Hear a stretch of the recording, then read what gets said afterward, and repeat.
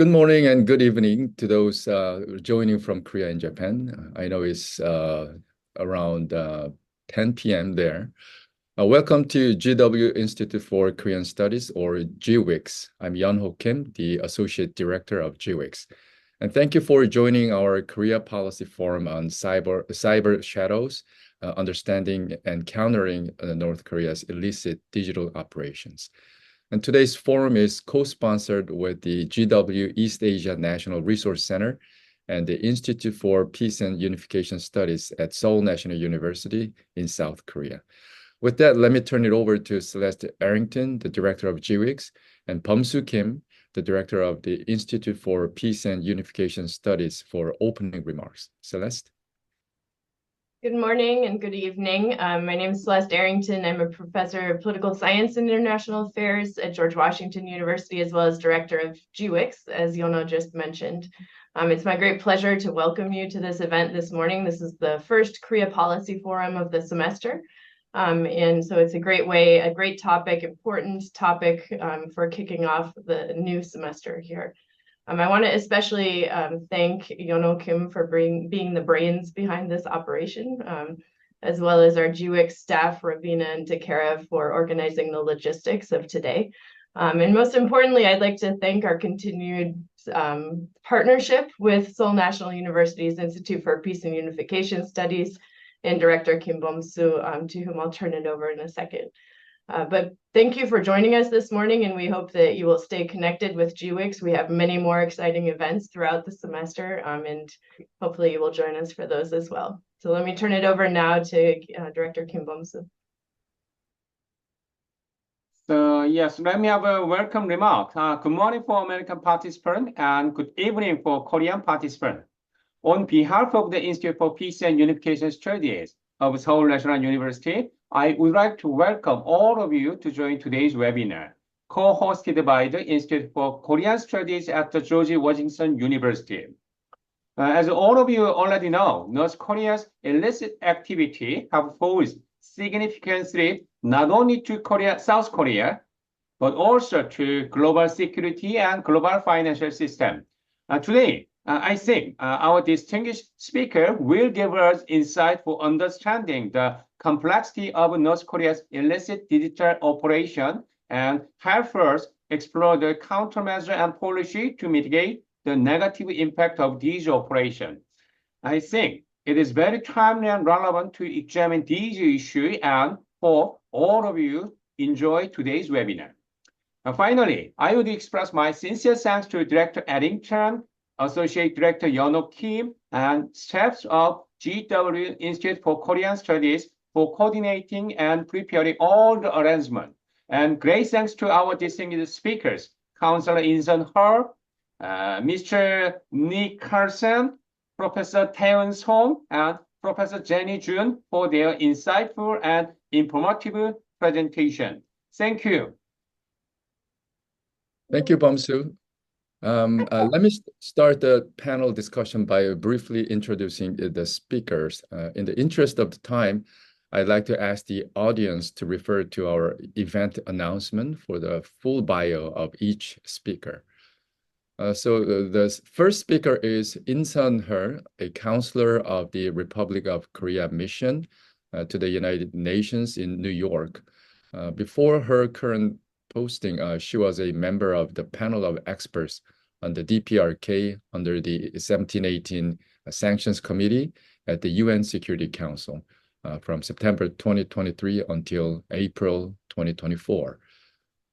And the next speaker is Nick Carlsen, a senior investigator at TRM Lab, where he specializes in complex cryptocurrency investigations.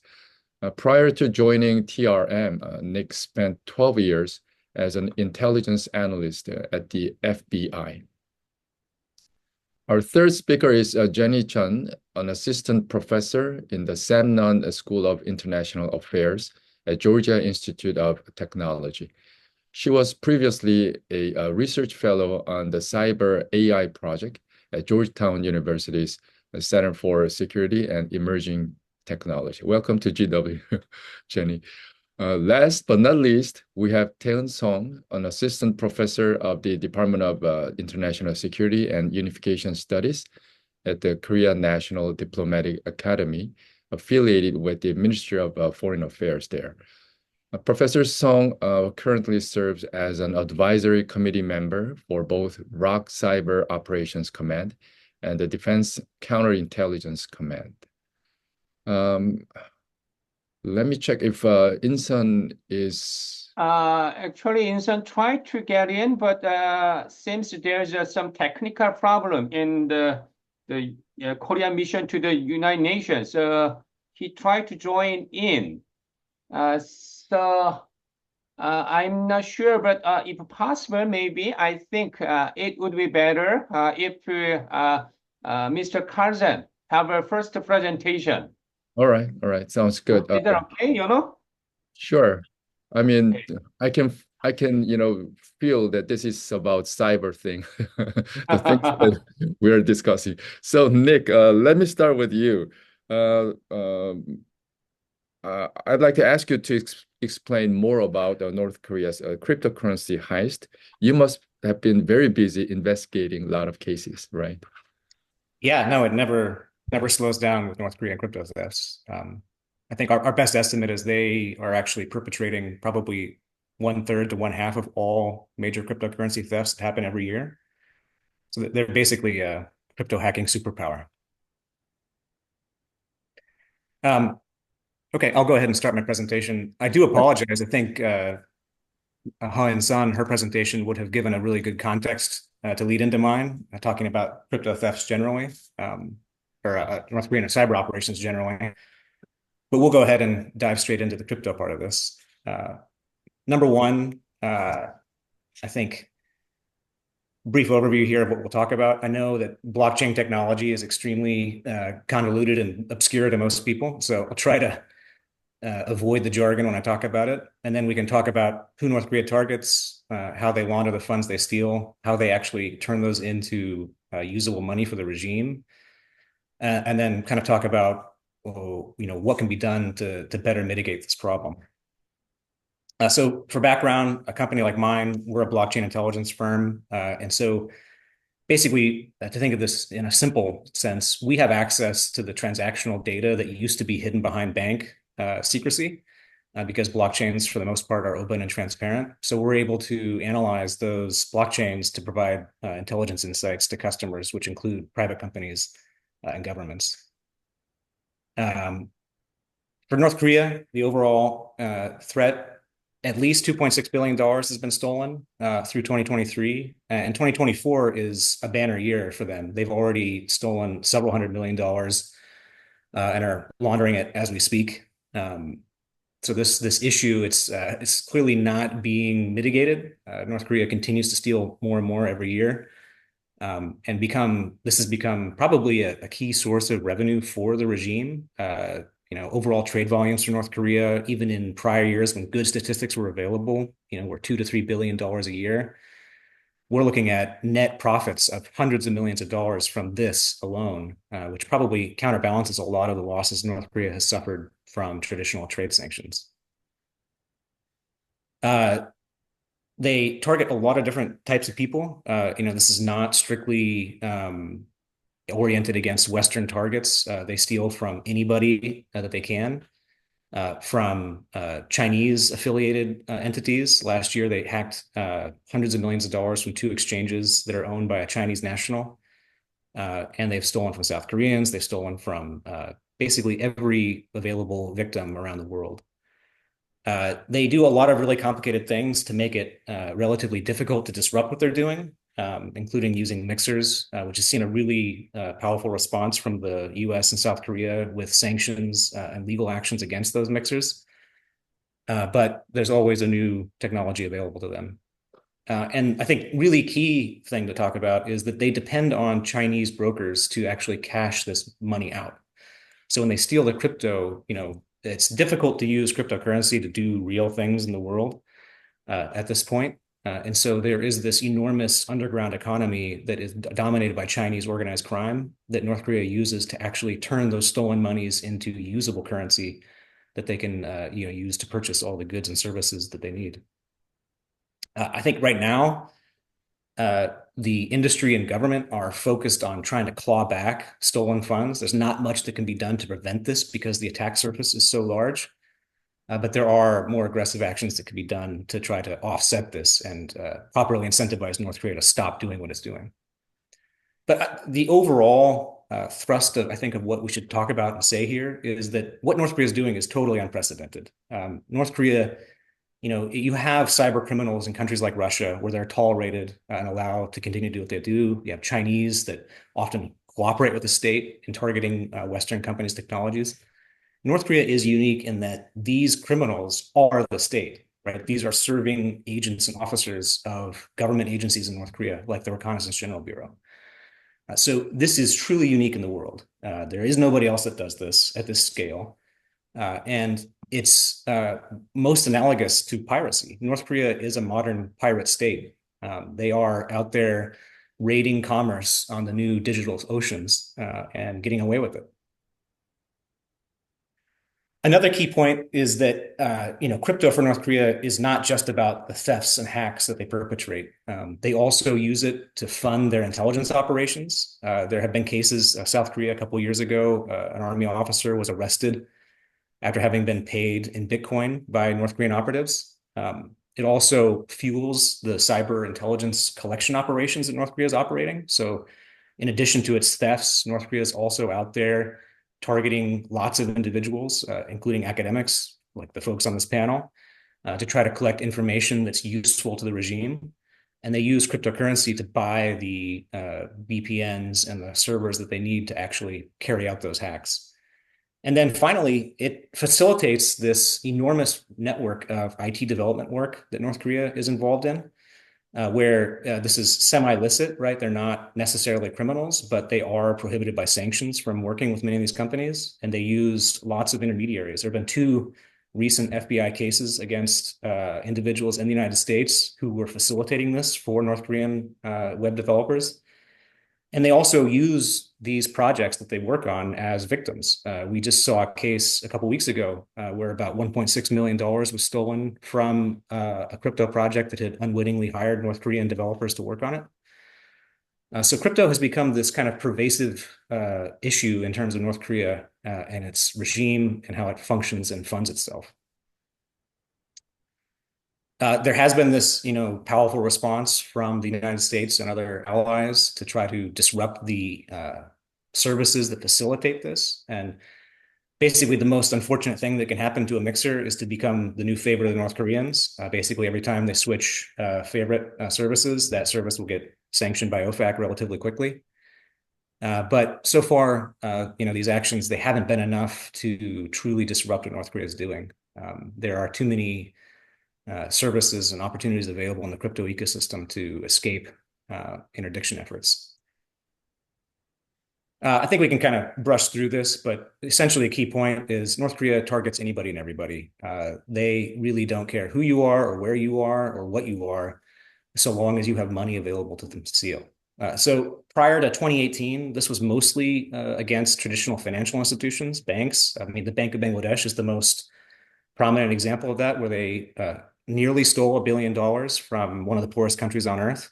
So much for their humanitarian interests. But after 2018, I think crypto has become too lucrative and too easy a target for them. And so they go after anybody and everybody. How they actually do it is pretty impressive. There are gradations in what North Korea does. So there are very sophisticated operations that they sometimes engage in, where they research the target, the individual, and do pretty incredible things, like in this New Yorker story. You can read about this. They hired actors to pose as employees of a Chilean bank to interview a prospective applicant, making him think that they were another competitor bank. Pretty incredible stuff. But for the most part, they pray and spray. They're sending out spearfish messages all the time to lots of different targets, and they just hope that somebody is unfortunate enough to click on these links. Their favorite method, right, is the job offer. So they may, look up people who look at a crypto exchange, pose as a competitor and then offer them extraordinary salaries, something that nobody would want to ignore the potential of getting a job paying that much. And that's how they get people to open the documents, the application files and stuff to penetrate their computers and steal their private keys.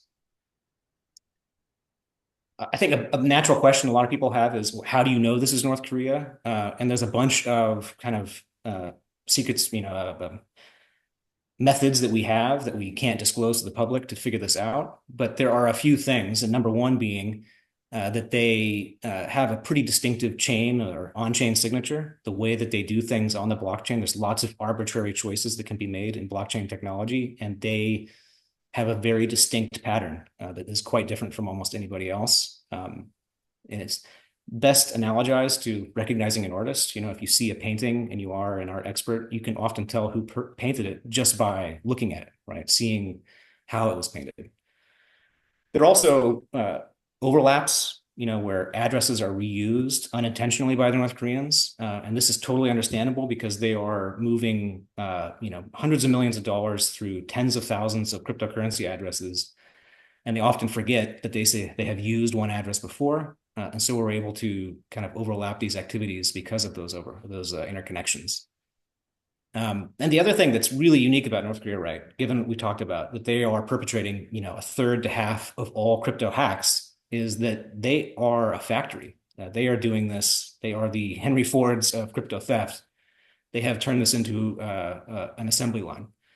So very few other people would behave like that, especially, most criminals, right? They're individuals, they're stealing money. They want to get away with it and they want to be rich. And that's not North Korea's motivation. They're playing a different game from basically anybody else in the world. So what North Korea is doing, right, is they're just trying to buy enough time to trade cryptocurrency and trade the risk to other people, and then use that as traditional currency. Whereas a normal, crypto thief, say, living in the United States, he's trying to maintain anonymity forever. North Korea doesn't care about that. So it makes them much easier to track than most other crypto hackers.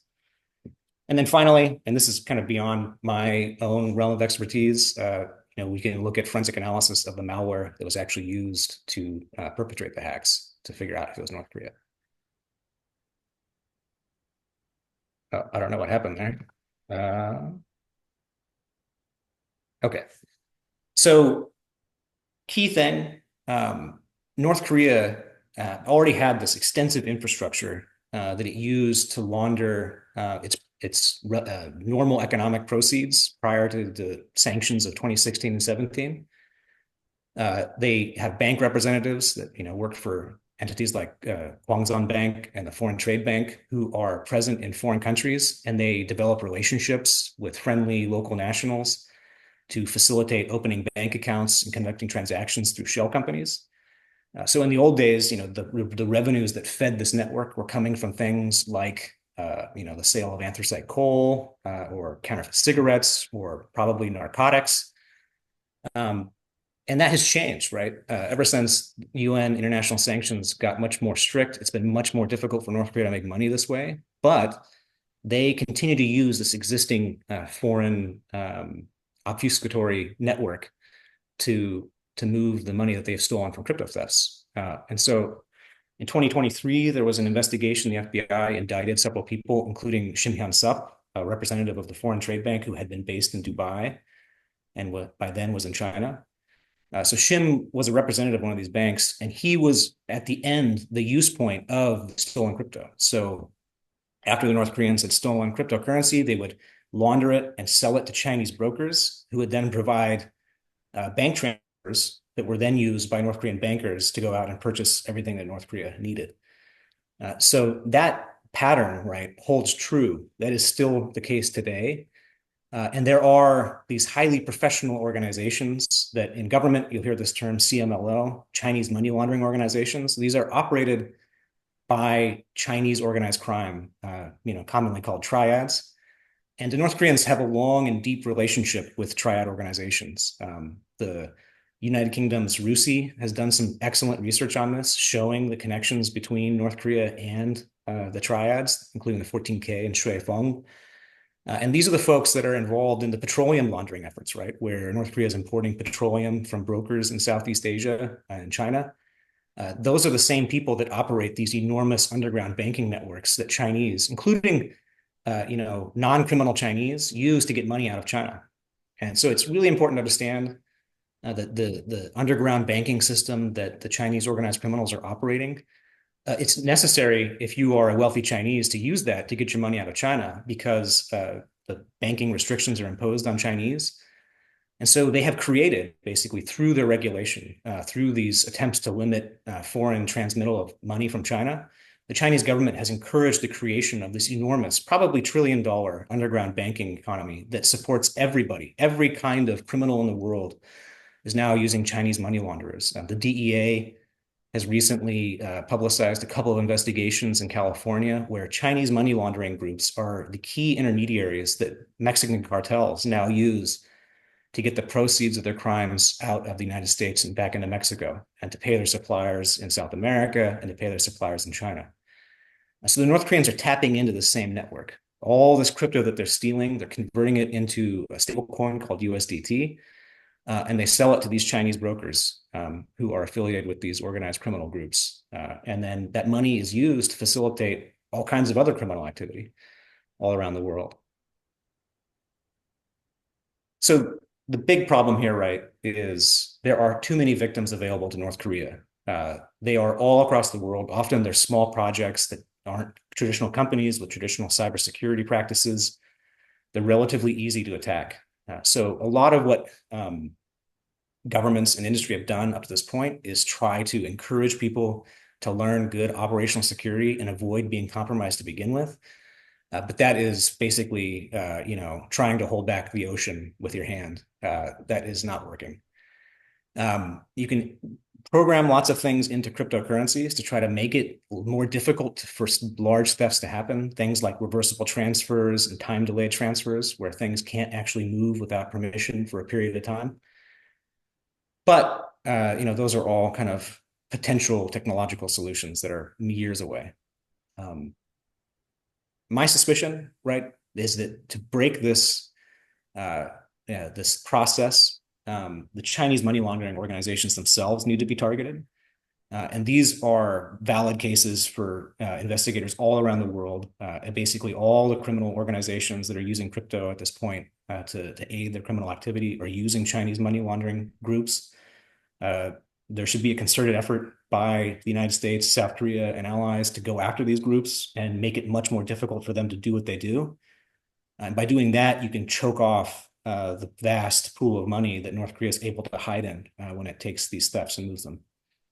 The other thing, right, is what the government is doing now. The FBI, the National Intelligence Service in South Korea, the National Police in Korea, they are attempting to claw back money once it is stolen. So, when crypto is stolen, there are often opportunities to interdict it.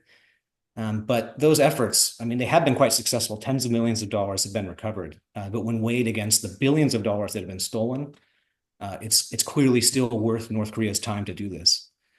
And so, the ultimate solution to this, I think the U.S. and allies have to make it more expensive for North Korea than what they earn from this. And the only way to do that is to target the North Koreans themselves, to hack North Korean representatives, to hack the bank representatives, to hack their trade representatives, and take back money from them to offset the money being lost from innocent Western and foreign victims. So there needs to be a much more concerted effort to actually disrupt and target the North Koreans in the same way that they are attacking and targeting us. And that is not happening right now. Thank you. Thank you, Nick. I just want to make sure, first of all, thank you very much for your great presentation on North Korea's cryptocurrency. Just want to make sure you didn't reveal any secret investigation skills today. No, we're very cautious. We keep our secrets close to the chest. All right, thank you. Now, Insun is back. So let me ask Insun to share what you observed while you were deeply involved in, this a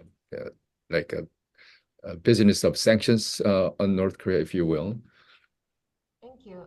Good morning. Thank you for the invitation to speak here today. So I am going to present an overview of North Korea's illicit cyber activities.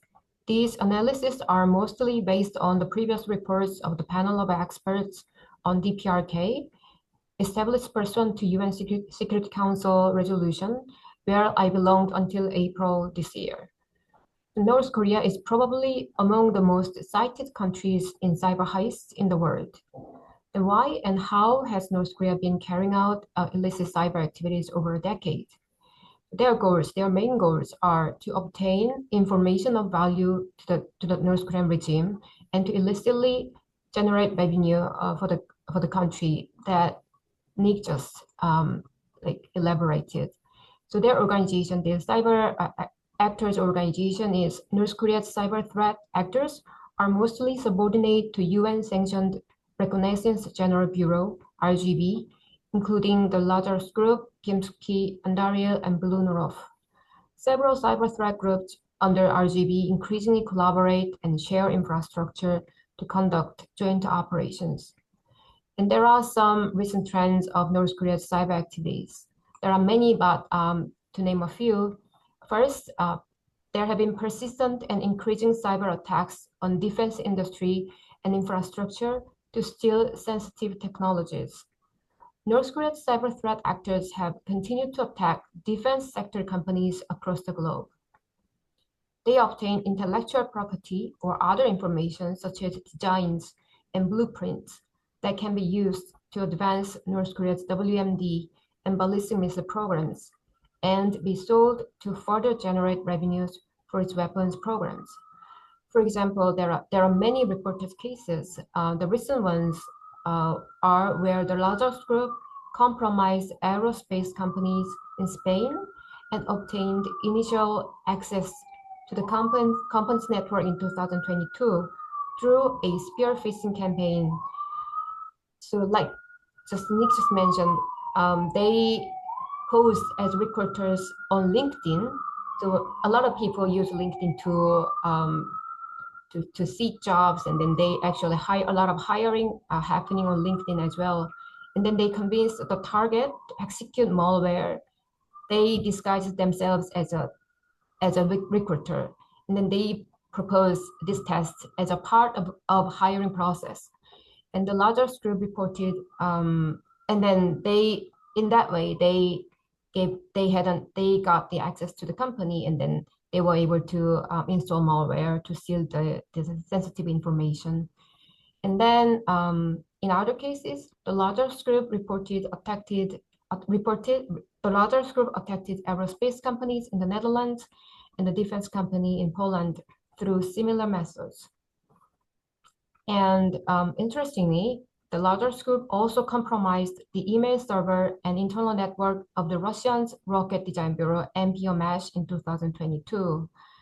And they also attempted to attack shipbuilders in South Korea in 2023 to steal information that could be used to strengthen North Korea's naval military power, a campaign driven by Kim Jong-un's order to build medium to large military ships. And they have been carrying on this cyber espionage for a decade. So in 2016, North Korea's cyber threat actors hacked a South Korea's major shipbuilding company and stole sensitive information on warships and submarines, including cold launch technology. This technology could be used for North Korea's submarine launched ballistic missile program, and like UN. So this can constitute evasion of the arms embargo, given that such technological information could directly contribute to development of the operational capabilities of the North Korea's armed forces.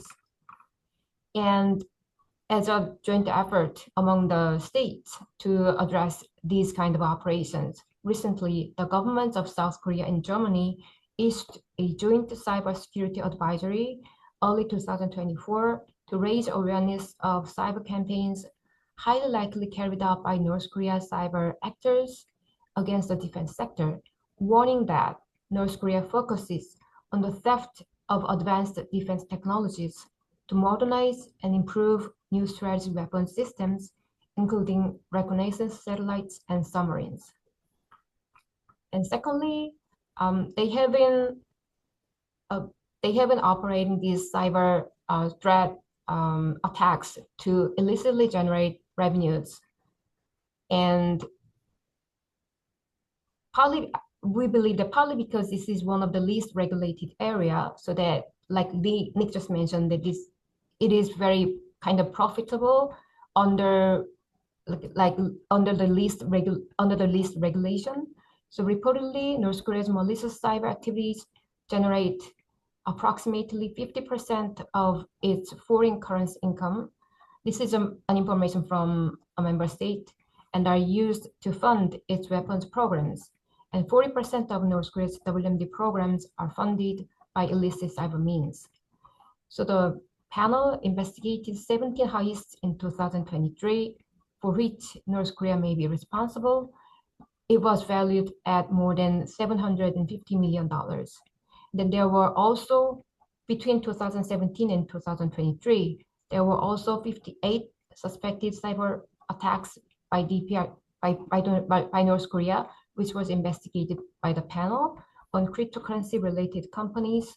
It was valued at approximately $3 billion. So one cyber company called North Korea as the world's most prolific cyber thief. And interestingly, if the victim responded immediately and boldly, North Korea's operations also decreased accordingly. So one cryptocurrency service reported the seizure of approximately $5.8 million worth of North Korea-linked cryptocurrency transfers in late 2023, and then North Korea-related activity on that platform decreased significantly. So they kind of immediately react to how the victim responded to their attacks. And then there are also ransomware attacks. South Korea and the U.S. issued an advisory last year regarding a global ransomware campaign by North Korea against the healthcare and critical infrastructure targets. According to the advisory, North Korea has been using revenue from ransomware attacks to fund other malicious cyber operations and the country's priorities and goals, including cyber operations targeting the U.S. and South Korean governments and defense industrial base network. The two countries highly discourage ransoms because doing so does not guarantee files and records will be recovered and may pose sanction risks. And the largest group, interestingly, collaborated with a South Korean company to distribute ransomware and collected approximately $2.6 million in recovery costs from more than 700 victims. Some proceeds were reported transferred to a cryptocurrency wallet owned by the largest group. So that is how the South Korean law enforcement found out it was linked to the largest group. And the other trend in North Korea's cyber operations. So just in the previous briefing, they target just any company, any individuals, any country. So they also target neighboring countries like China and Russia, apart from South Korea and then US or Western countries. So North Korea cyber actors have also targeted government agencies, companies, and individuals in China and Russia. So in the first half of 2023, largest group ranked the 7th in attacks targeting China, in particular on government and financial sectors. And Kim Suk-hee ranked 9th in attacks targeting China, focusing on the government, media, education, and financial sector. The largest group is reported to be very active in Russia and to have access to a number of Russian systems. And lastly, I will briefly touch upon North Korea's information technology workers. Reportedly, North Korean IT workers continue to operate overseas, generating substantial income for the country. They can earn $15,000 to $60,000 monthly, but are allowed to keep only a small percentage of their earnings, according to former IT workers. Presumably, there are 3,000 North Korean IT workers overseas and 1,000 in North Korea, primarily located in Naseong, Pyongyang, and Siniju, the border area with China, because of the connection, we presume. And North Korea IT workers seek unauthorized employment with organizations around the world to to generate revenue and engage in espionage. They also use local facilitators to consolidate their earnings into bank accounts under the facilitators' names. And then the money is used to purchase items requested by the regime, like, for example, refined petroleum and computers, and they are sent to the North Korean. So thank you. This ends my presentation. Thank you, Insun. I think we can discuss a little bit more about how to deal with North Korea's illicit cyber activities, even without the panel of the experts. We can expect alternatives will be emerging, but meanwhile, what should we do? That I think we can discuss a little bit more later on. Let me move on to our second topic. So it is a changing cybersecurity policy and U.S. ROK cooperation. So Jenny, are we adapting our cybersecurity policies fast enough to counteract North Korea's digital tactics? All right. Hey, everyone. Thanks for having me this morning. And it's great to be on this panel with such a great group of speakers. Also, big thanks to Yeonho and all of the co-hosts for pulling all of this together, this great panel. So as Yeonho said, I was asked to talk about the changing cybersecurity policy landscape in the US and South Korea in response to the North Korean cyber threat. So I'll just kind of start there. So starting from the US side, the US, takes North Korea's cyber threat very seriously. So the number one focus, as Nick mentioned, is the cryptocurrency theft, since the US government estimates that about half of North Korea's missile program is funded through this, and is obviously a really big gaping hole in the current sanctions regime. But this doesn't mean that they overlook other stuff like industrial espionage by Ontario, et cetera, et cetera. And so over the past few years, the US has been ramping up efforts to use a variety of means at their disposal to put a damper in the illicit money flow to the North Korean regime, and also to respond to their espionage activities. And some of this, Insun and Nick has already talked about it a little bit. So on the crypto theft front, the main approach has been to basically intervene in the intermediary steps after the moment the funds are stolen, and up to the point where it ends up in North Korean controlled accounts. And so this is mainly being done through the Justice Department and the FBI. And this includes various indictments of hackers and money laundering intermediaries, some of which have led to actual arrests and sentences. They were able to directly seize parts of the stolen funds in cooperation with the private sector and foreign governments. For example, they were able to seize about $30 million out of the $600 million stolen in the Axie Infinity heist 2 years ago. They've also sanctioned crypto mixers that facilitate this money laundering process, such as Tornado Cash and Sinbad.io. And they've also followed up with this sanctions by indicting the founders of Tornado Cash for money laundering and sanctions violations. More recently, attention is also being paid to the problem of illicit IT workers, as Nick and Insun have mentioned, ransomware, and also espionage activities. So this includes the indictment of North Korean hacker Rim Jong-hyuk at the end of July last month for industrial espionage and ransomware activities, as well as the arrest of US persons for facilitating North Koreans to get jobs at US companies.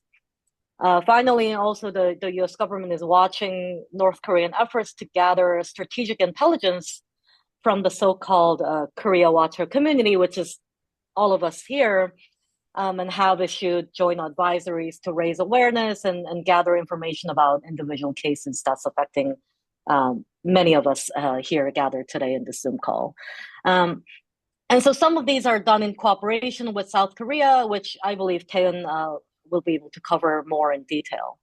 And so all of this is to say that the US government is on this issue and is using existing authorities and networks to throw curveballs at North Korea. And yes, of course there are limitations, and it's always going to be a cat and mouse game. And so far, North Korea seems to be doing quite well in this cat and mouse game. So the limitations are things like Tornado Cash.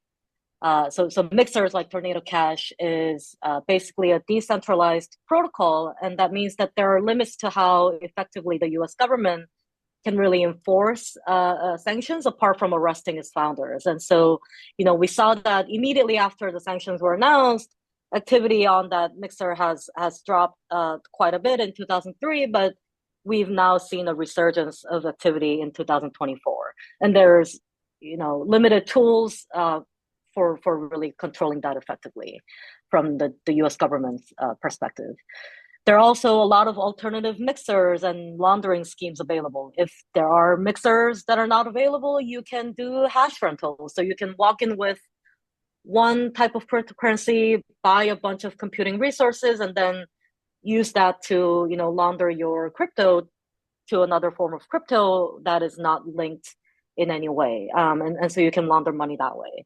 And so there are all these alternative means available, and so the U.S. can only do so much in order to play catch up in designating these mixers as sanctioned on the SDN list. North Koreans are also sending stolen funds through places like the Russia-based Garantex crypto exchange, and that exchange has already been sanctioned for various other reasons, including ransomware and things like that. But North Koreans are still able to use that exchange to wire their stolen crypto, such as in the atomic wallet heist. So direct seizures recover some of the money, but it's still only a fraction of the total money. And so there are all these problems and limitations, and the U.S. government recognizes all of these, but the main goal is to cause friction as much as possible and to raise premiums on these intermediary steps that are a necessary component in the North Korean scheme. And the goal is to ultimately reduce the amount of money that ends up in the regime's pockets, apart from the moment of heist. And as Nick mentioned, there are a couple more things we can do on that front, especially some of the technical measures that we may be able to impose on crypto exchanges and DeFi platforms as they are folded into more of the traditional sort of security exchanges and under those kinds of regulations to kind of increase this friction. But there are limitations as to what we can do on both ends, right? So we cannot necessarily prevent these hacks from happening altogether, especially that North Korea is targeting really globally, and so there are limitations as to what the U.S. government can do, and its reach is limited on that front. If they're going after firms in Asia and Europe and Africa, there are limitations, and there are also limitations on the other front in terms of having direct effects on a lot of entities that are controlled under the Chinese government, and there are limitations as to what we can do there. So practically what we can do is to tackle the intermediary steps, and unfortunately the U.S. government is paying a close attention to this issue. On the South Korean side, there was as some of you may already know, a drastic change in its cybersecurity policy after the Yoon administration came into power. So most importantly, there has been a lot of progress in cyber cooperation between the U.S. and South Korea, and expansion of that scheme into the U.S., South Korea, Japan trilateral exchanges, and also expansion into multilateral efforts in cooperation with NATO and other partnerships. And there are almost too many meetings to keep track of on this front. There has been dozens of this happening over just the past 2.5 years. And I believe Tae-Eun will cover some of this in our presentation as well, so I'll spare you the details. So instead, I'll focus on South Korea's new 2024 National Cybersecurity Strategy and what this really means for cooperation between the two countries. So the 2024 strategy from the Yoon administration is a big pivot from the 2019 strategy from the Moon administration. So it covers a lot more ground and focuses on the North Korean threat primarily, as opposed to a focus on passive defense at home. And there are, a bunch of different updates in this document is, pretty comprehensive. But for the purposes of today, I want to focus on their pivot to a more offensive posture, and that's sort of the key word in their strategy. And the key phrase that appears in the strategy is the term offensive cyber defense, which appears 11 times in the document. And I promise you, I'm not making this up. This is taken word for word from their actual strategy. And so, the South Korean government will need to work through a couple of issues in both, deepening the conceptualization of what offensive cyber defense actually means and how this is operationalized in action. And so, on the surface, this new strategy looks like a pivot towards the current U.S. posture of defend forward, because it seems to start from the same realization that, passive defense at home is really not enough to stop cyber attacks or intrusions. But on a closer look, this concept is actually not in synchronization with the U.S. strategy. So the South Korean strategy looks a lot like it's focused on acquiring offensive capabilities as a response to cyber attacks. So the goal here is to achieve deterrence by punishment through attribution and retaliation. And that's why so much of the rest of the strategy is focused on A, acquiring attribution capabilities, and B, assessing the severity of cyber incidents, presumably so that they can assess what a proportional response looks like in cyberspace. But this kind of thinking is exactly what the US has moved away from back in 2018 with the strategic approach of persistent engagement and the strategy of defend forward. The very motivation for this major pivot from the US side was the realization that deterrence in cyberspace is really hard to achieve, especially at the threshold below that of armed conflict, which are the kinds of attacks that we experience every day, these large doomsday scenarios, which rarely happens in cyberspace. And to give you an analogy, so the US strategy is to try to knock the knife out of the attacker's hand before they slash you, versus we want to acquire a knife ourselves so that we can slash them back so that they don't think about attacking us back again. And so you can immediately kind of see that these two different kinds of approaches, mean that, the kinds of capabilities one needs to acquire differs a lot. What kinds of intelligence and information is needed differs a lot. And what kinds of processes are needed at the operational and tactical level differs a lot. And so this is something that South Korea needs to work through as its strategy matures and develops beyond the 2024 strategy. The other problem that comes with this new posture is the signaling effect and the potential for misperception arising from a public posture like this. So not just vis-a-vis North Korea, but vis-a-vis other cyber actors who occasionally also target South Korea, such as China and Russia. And so once you say you're going to get a knife, others are going to be worried that it can point in multiple directions, even though the intention from the South Korean side is primarily focused on the North Korean threat. And so we also have yet to see concrete sort of realization of how this offensive cyber defense is going to work within the bureaucratic structure of the South Korean government. So, is this going to be tasked under intelligence, under the military? Is it going to, work in conjunction? Who is tasked with acquiring these offensive capabilities and all that? So we'll have to wait and see, what this actually looks like in action, and like our eyes are sort of attuned to that. And this disconnect may, possibly pose some issues in the U.S. ROK alliance cooperation in this space.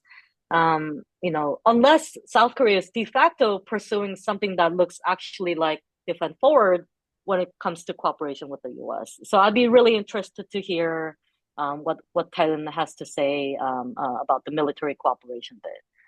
And also sort of in conclusion, kind of looking ahead into the future, we may also need to take a step back and think about why North Korea does all of this. And so for the most part, North Korea's cyber operations are basically a means to another end, right? So obviously it is to fund their nuclear missile program, but it is also to fund personal wealth and elite buy-in from for regime security. Also, it is to obtain technical information for R&D on whatever is deemed a national priority by the elite. And that can include weapons development, but also like COVID vaccine research during the pandemic, et cetera, et cetera. And finally, the goal is to obtain strategic insight into U.S. policy towards the Korean Peninsula. And so all of this is to say that observing what North Korea targets can be informative of what their strategic priorities are, and vice versa.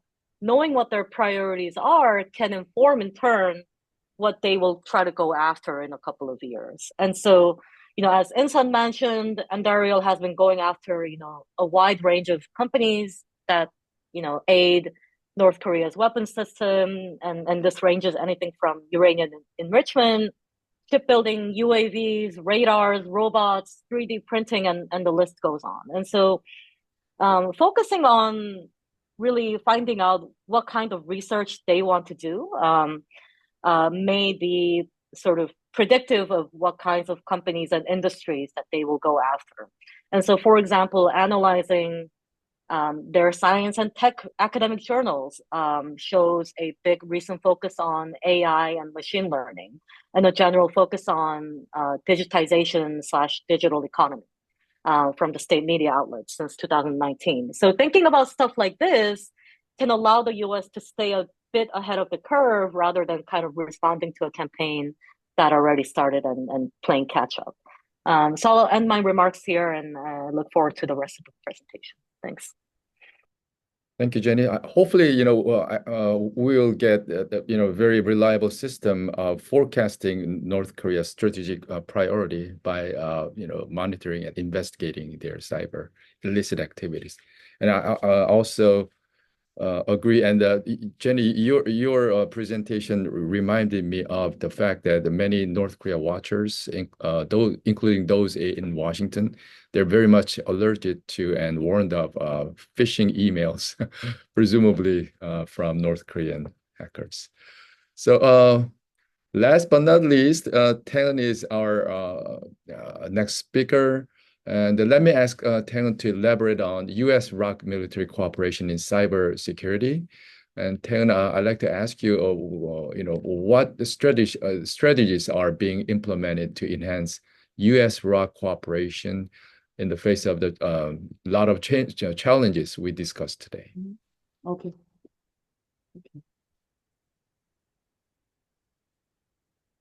You see my presentation? Yeah. Can you make it a full screen? Right, slideshow. Let me.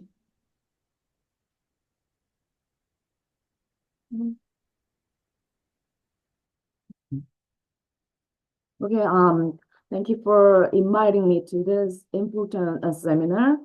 I'll get you updated for the recent changes in South Korean cybersecurity policy. And in the end of my presentation, I will also discuss several policy agendas that our government needs to consider in order to realize our proclaimed policy goals in national cybersecurity strategy.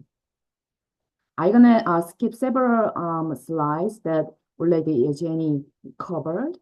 In February this year, Korean government released a new national cybersecurity strategy.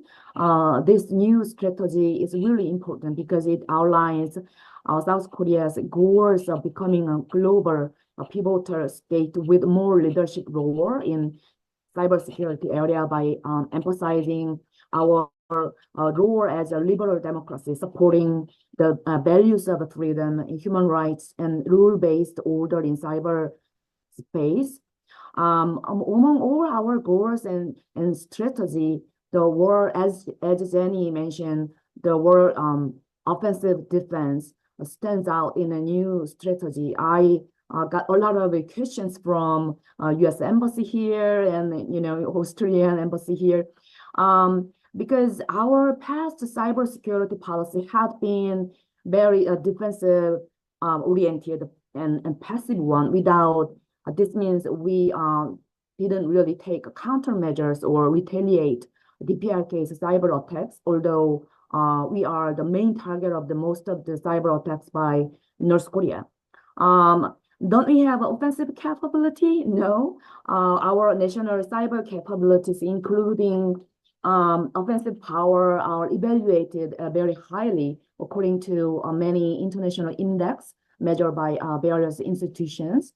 So why does our new strategy emphasize offensive defense? Because defensive capabilities are insufficient for countering cyber espionage and disinformation campaign and cyber attacks, including crypto heist. Our agencies are now taking more preemptive and offensive stance for anticipated attacks while not neglecting to protect citizens' privacy in performing more active duties by sticking with the lawful means. However, despite our proclaimed policy goals, South Korea needs legal framework domestically to achieve our proclaimed goals. In general, as you might know, active defense means hack back. However, ROK's offensive defense is not hack back. It is not like a U.S. hunt for South Korea has actually, this is a little bit sad, but we have no legal support and institutional framework for hackback operations.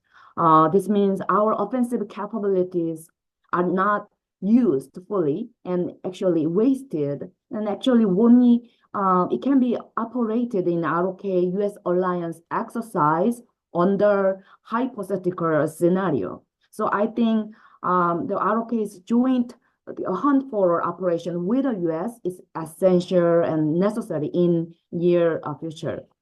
For South Korea, DPRK's cyber threat is not only one variable to turn our passive cybersecurity policy to an active one. One of the important events that dramatically changed ROK's cybersecurity policy is ROK U.S. Summit in April 2023. In this summit, we adopted, this is a really important document, a strategic cybersecurity cooperation framework. Based on this framework, we have accomplished so many mutually promised initiatives for cybersecurity cooperation. So following this move, ROK US-Japan Trilateral Summit in last summer led to the information sharing on DPRK's missile launch and cyber threats, as well as our efforts in countering state-sponsored disinformation campaign in cyber space. And then this was really based on our ROK's improved relationship with Japan under our current Tae-Eun government. Since then, ROK's cyber operations command for the first time. You know, it is so strange. We are allies, but this is our first time to participate in the US-led multinational cyber exercise, Cyber Flag, and we participated again last year. And most important event this year was our ROK US Cyber Alliance exercise in January 2000 this year, 24. This is our first joint cybersecurity drill in Seoul. It was successfully completed, and US Cyber Command actually they stayed together with us in Seoul for a month. So based on this successful exercise, early next year, we're going to have a second exercise in Maryland in the US. And also we had a Freedom Edge exercise this summer. This is a trilateral multi-domain military exercise that ROK US Japan participated. Actually, this is really a big progress that we can say. Now the change, you know, there is some important changes. The PRK attack US for entire attacking event, over 40% of attacks are targeted for US. So in 2022, we have another important event. As Jenny already mentioned, ROK joined NATO's CCDCOE as the first Asian member. And actually, since 2019, South Korea has already participated in the Locked Shield cyber defense exercise that is hosted by NATO's CCDCOE. Actually, last year, in April 2023, South Korea continued to participate in Locked Shield, and China expressed its discontent about our participation. Why is China angry? Cyber exercise is really, really important because cyber exercise with allies of shared values is a key to a continued coalition. And we have a multiple European partners for cyber exercise like Netherlands and UK and Germany. So this is the progress that we made. So now I can say US and South Korea now almost we reached the fullest extent of our cyber exercise from a strategical level to the level between maybe operational and technical levels. So this is good news.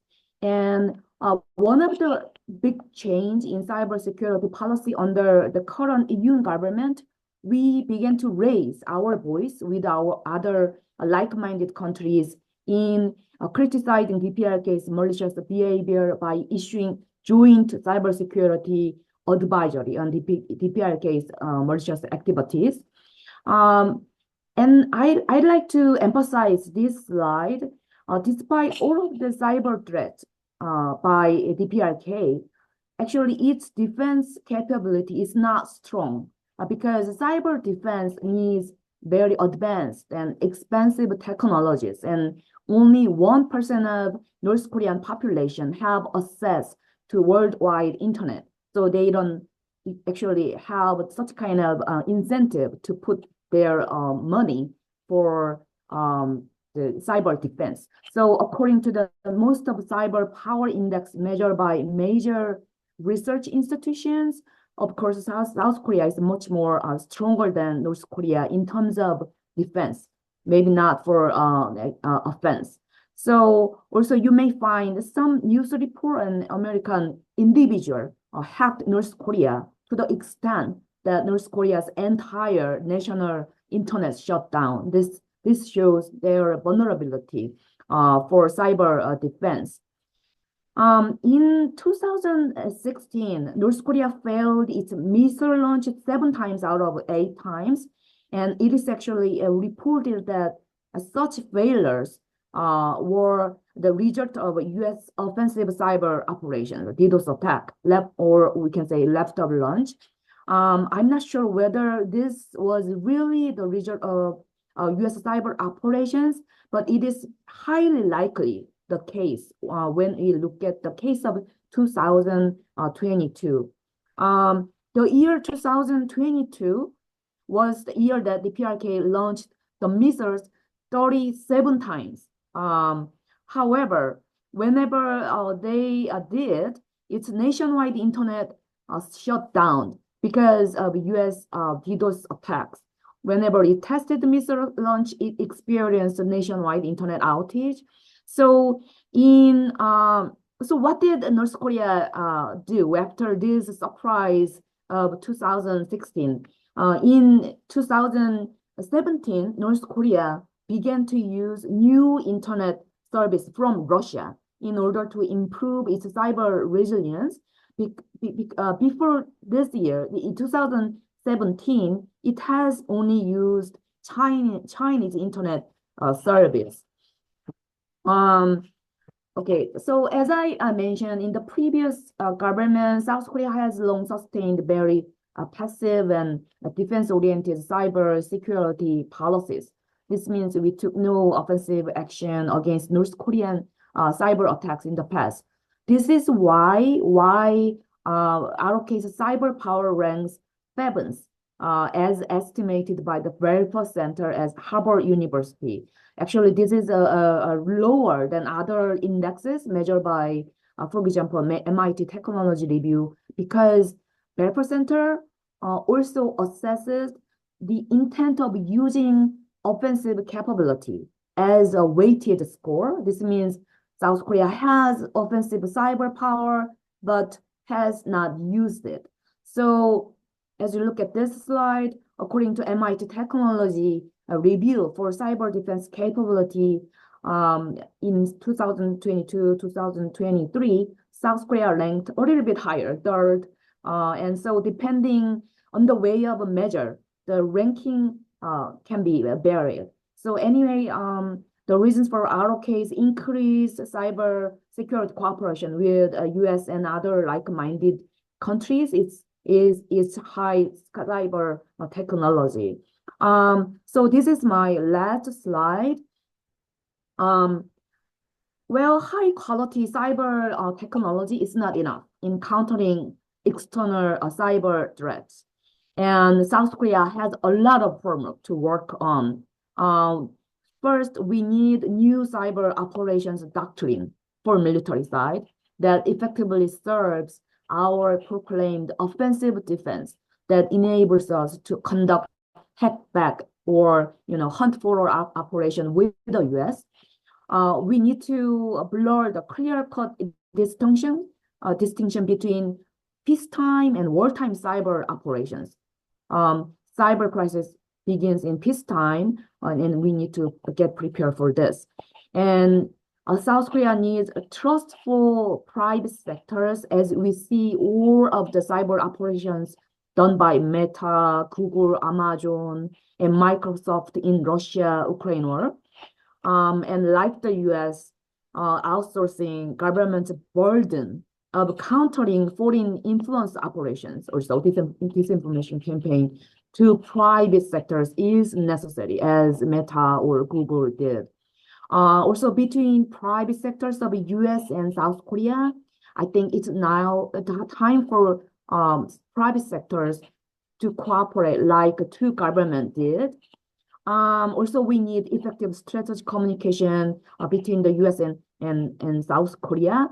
And lastly, I hope sometime we can make some more progress for joint hunt for operation in the Indo-Pacific region beyond North Korea.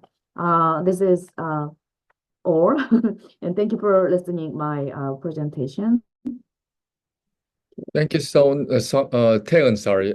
It's good to know that North Korea is actually weak on their cyber defense.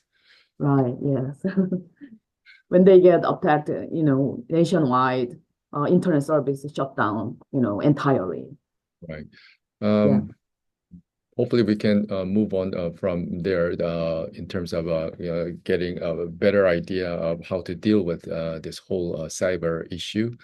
I'd like to remind the audience that we are taking questions from you, and the Q&A box is already open. So when you type in your questions, please make sure to identify your name and affiliation. And before I open it up for Q&A, let me ask the speakers if you have any comments to make on the other presenters' remarks.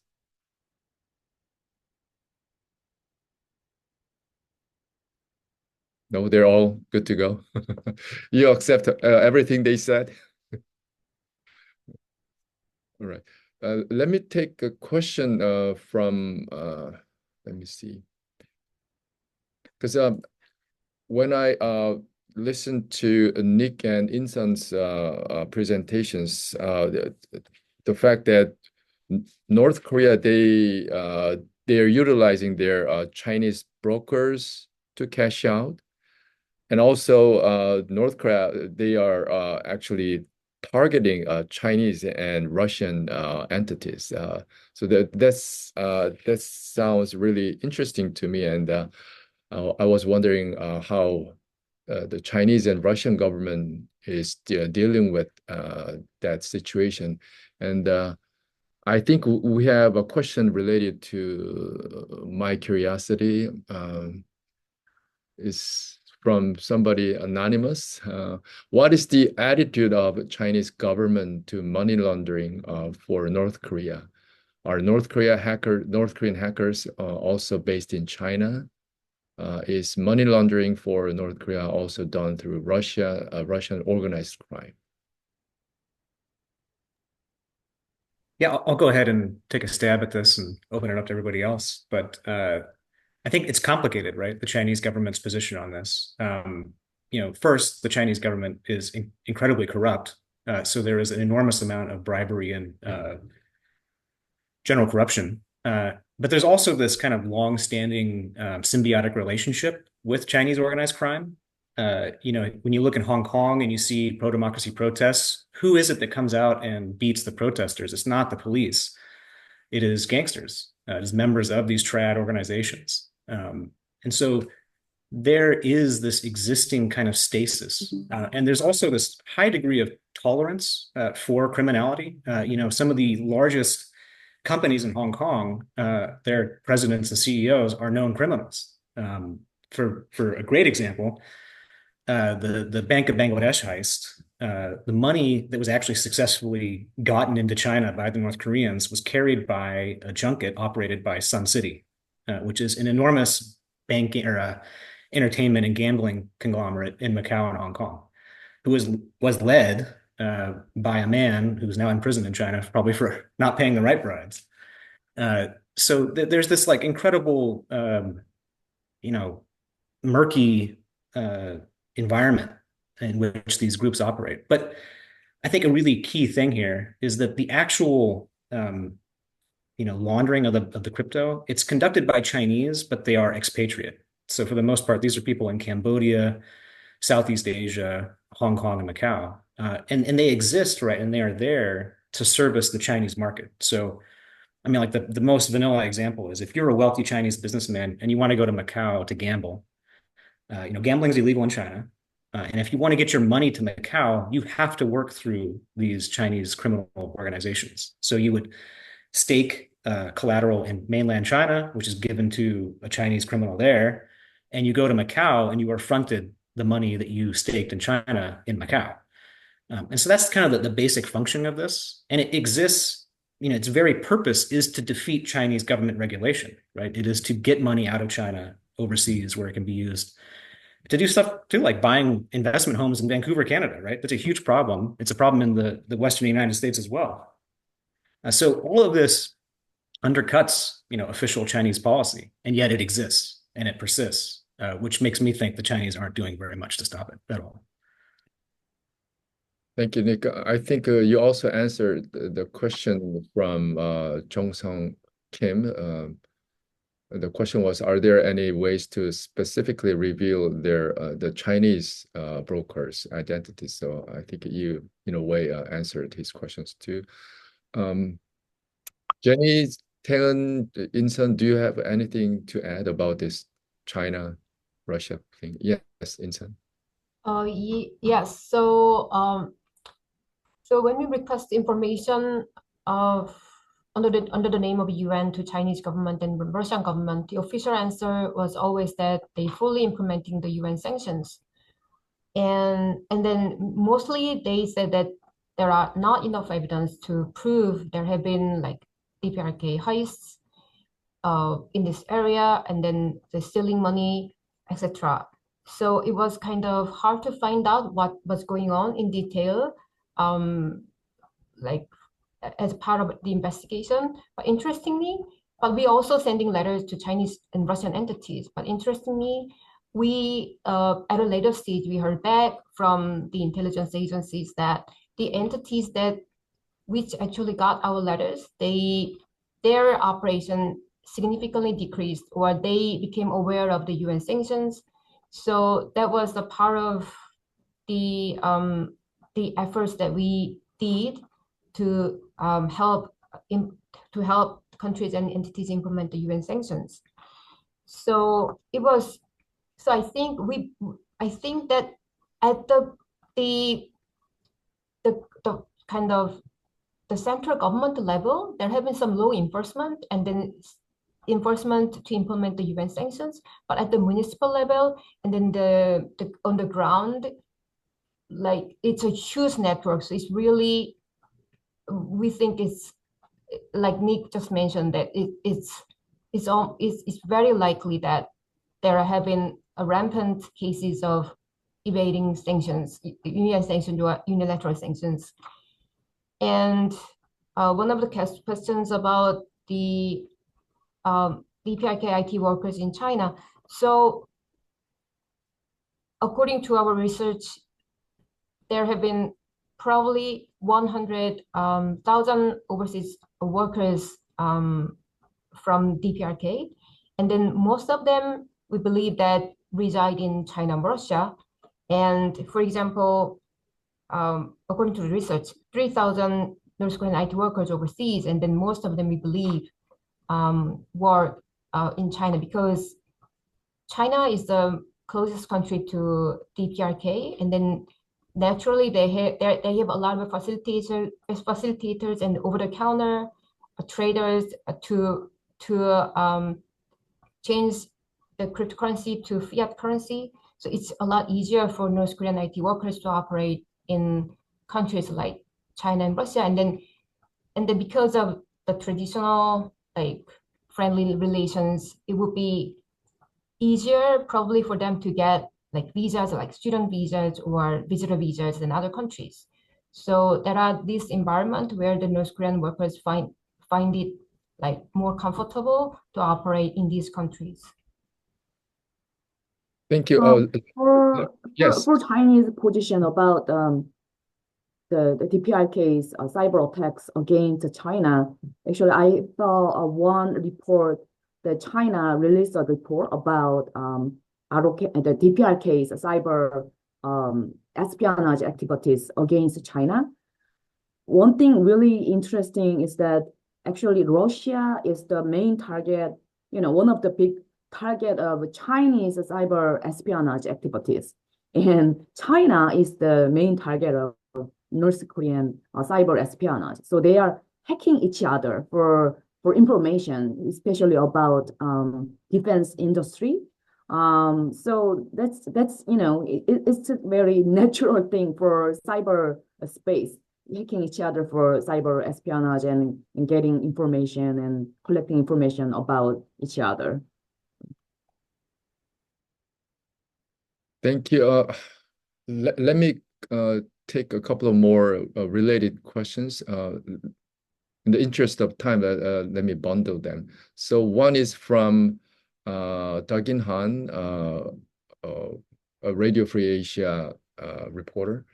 So are there any emerging trends where non-North Korean hackers or organizations unrelated to North Korea are disguising themselves as North Korean entities to attribute their criminal activities to the regime? And another question I think related is, oh, it's gone. Let me see.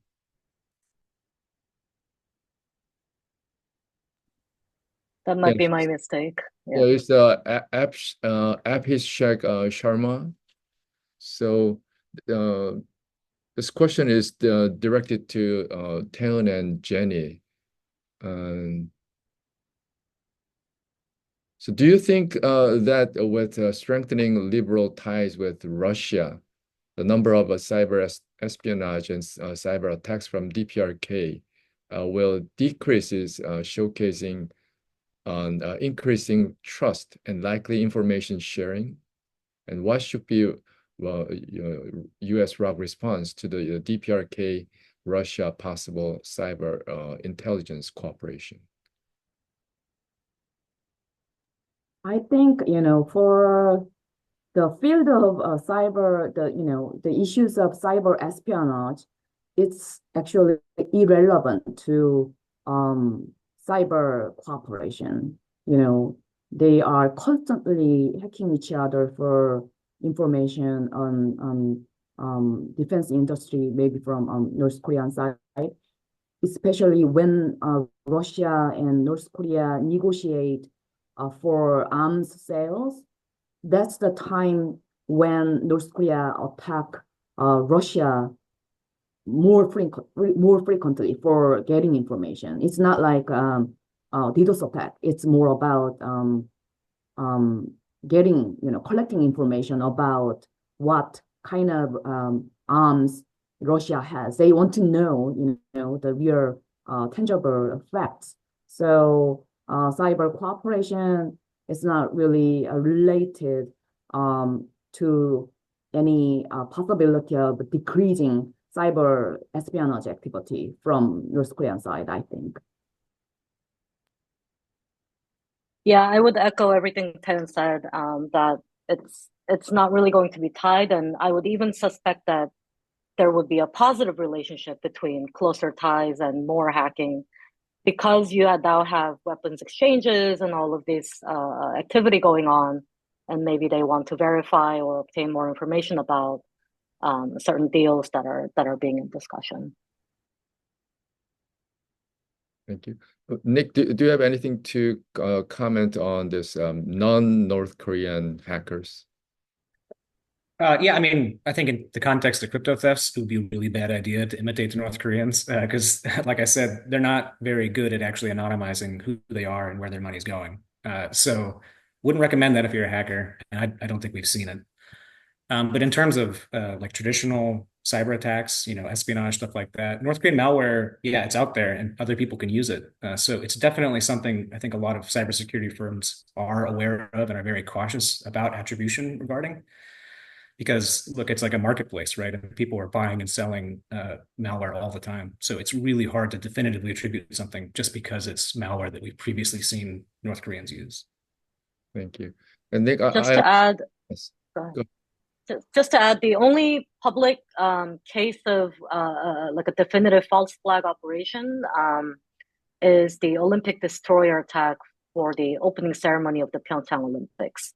And that was a Russian false flag operation pretending to be North Korea.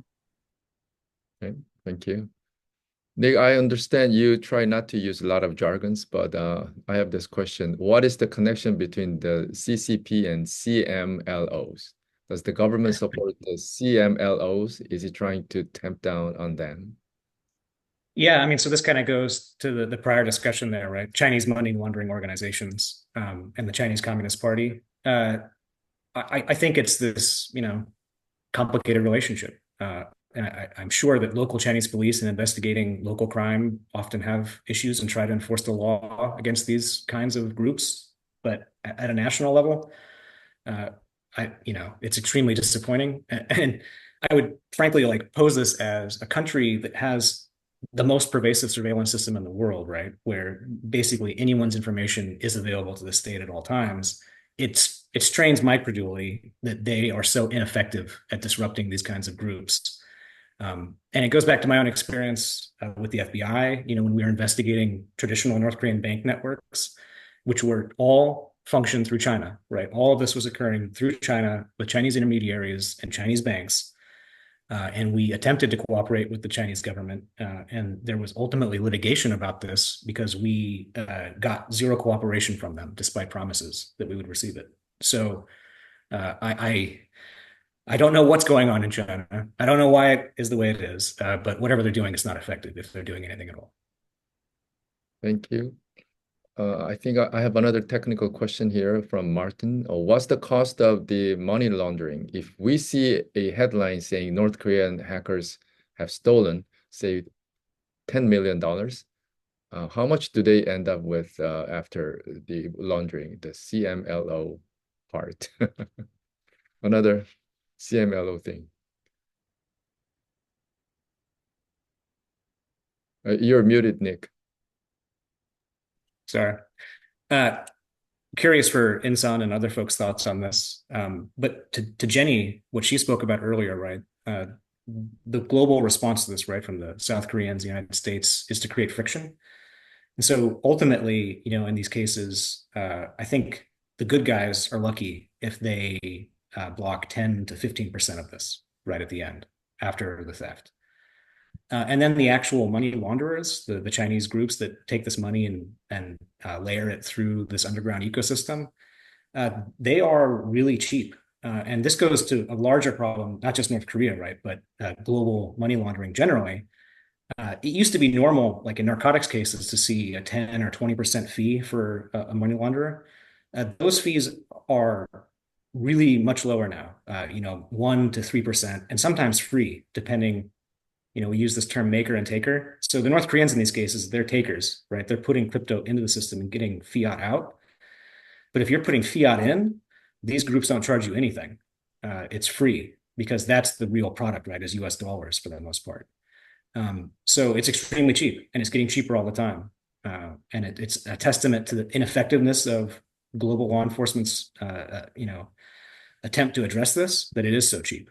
It shouldn't be, it should be 10 to 20 to 30%, but it's not. Thank you. I think the next two questions, I think we have a few minutes to answer these questions, are mostly directed to Jenny and Tae-Eun, but Nick and Insun, feel free to chip in. First question is from Sujin Kim, a graduate school student at Seoul National University. I'm curious about the implications of North Korea's currently limited but potentially evolving cyber capabilities and counterfeit currency technology for the future of military cyber conflicts. And the next question is from Olivia Stars. Last year, North Korea shut down several embassies globally. How did this affect North Korea's cryptocurrency activities and money laundering techniques? And the last question I have here is from Sean Dolan, who is assistant director here. Sean, I think your question has been mostly answered. I'm not dismissing your question, but so I think well, we have two last questions. Anybody? So I can maybe jump. Oh, go ahead, Tae-Eun. Oh, okay. Okay. The role of the embassy, abroad is intelligence, right? Is to collect information about other countries, but because North Korea shut down a lot of embassies outside, and then their intelligence capability is severely limited. So this means they're gonna increase their cyber espionage activities very rapidly. So it will be more intense for their cyber espionage activities. But I don't know whether shutting down their embassies, how it's going to affect their crypto heist activities. I cannot answer to that question. Yeah, on the embassy question, I would maybe add that the shutting down of the embassies is not necessarily it's not a cause or it's not an input for cryptocurrency activities and money laundering activities, but it may be an effect of the fact that they're able to do so much now in the cyberspace that running an embassy is very costly in terms of operational cost. And if you're not going to generate much humans out of it, nor launder a lot of money through the embassy, then maybe it is no longer needed, and maybe it's sort of a cost-cutting measure to shut down some embassies that are not generating benefit for the regime. That's just my hypothesis for why that's happening. For Sujin's question, so I think a lot of North Korea's cyber activities currently are just focused on cybercrime and espionage, and we actually don't see much of sort of these strategic attacks coming out of North Korea as much post 2015-ish. And so they've seemed to put all of their eggs in the basket of let's try to use this capability to generate money, and then we can use that money to then invest in other conventional weapons programs and the nuclear program. So that's currently North Korea's posture when it comes to cyberspace. But how South Korea and the U.S. responds to North Korea's threats may have military dimensions to it, and as I mentioned, could potentially cause, I wouldn't say it would cause a conflict necessarily, but pose certain sources of miscommunication and misperception, vis-a-vis North Korea as well, but also vis-a-vis other regional actors who are active in cyberspace. And it will be a challenge for the US and South Korea to kind of carefully navigate that, and reassure and also, recalibrate what offensive capabilities mean when they are just responding to, things like cryptocurrency theft and industrial espionage. Thanks. Thank you. Insun and Nick, you have the last words.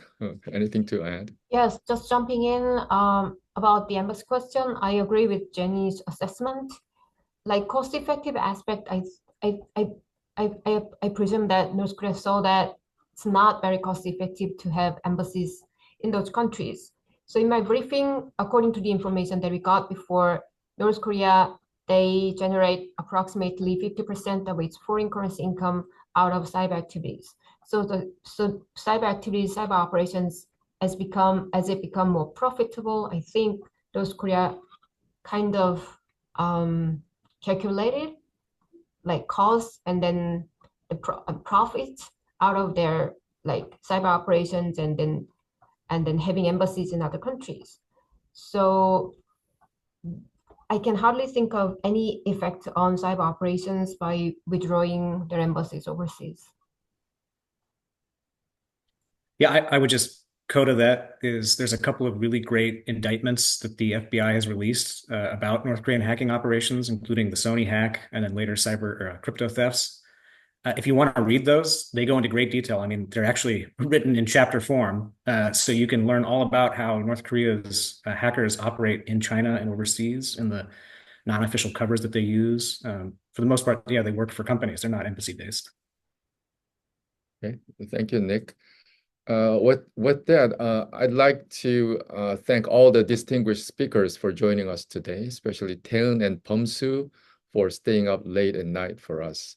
And I'd also like to thank our GWIKS team for putting this together. And of course, thank you all for joining us. With that, let me conclude today's webinar. Thank you.